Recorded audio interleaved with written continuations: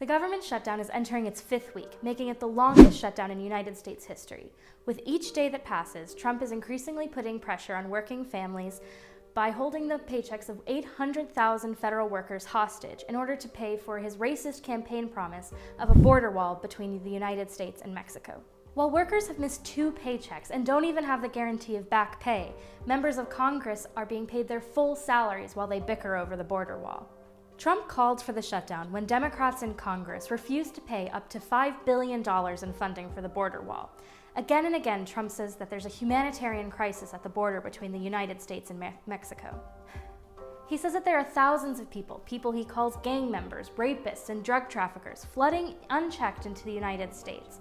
He blames them for all manner of problems facing American people today, from job insecurity, low wages, to the opioid crisis. But the wall is nothing more than a xenophobic appeal to Trump's quickly shrinking base as he prepares to run for re-election in 2020.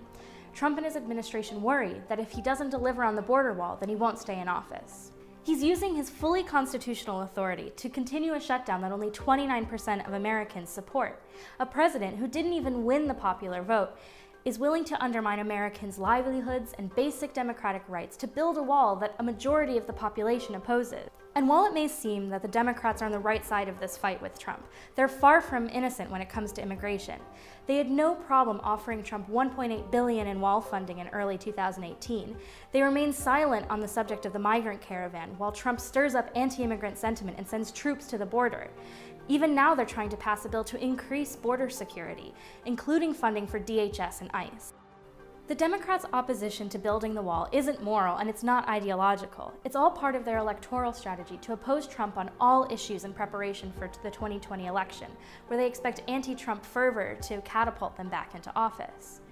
They know that Trump has put himself in a corner by taking full responsibility for the shutdown, and they're happy to take advantage of that, putting immigrants and working families in the middle. All they have to do is wait for Trump to give in.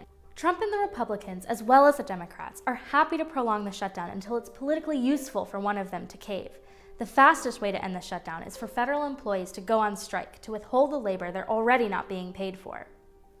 While our sham of a democracy allows 2 capitalist parties to play with the livelihoods of hundreds of thousands of Americans, workers could end the shutdown tomorrow, building independent power in the process and working towards a world where walls and borders are impossible.